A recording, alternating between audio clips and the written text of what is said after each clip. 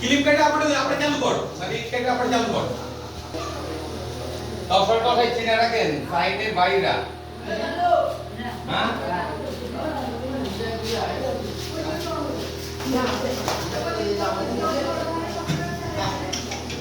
video চালাতে থাক কাটিস না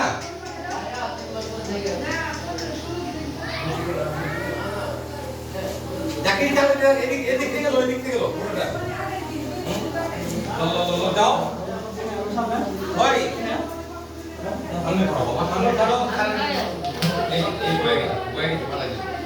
বয়ে গেছে যখন আর কি ঘুরে যাব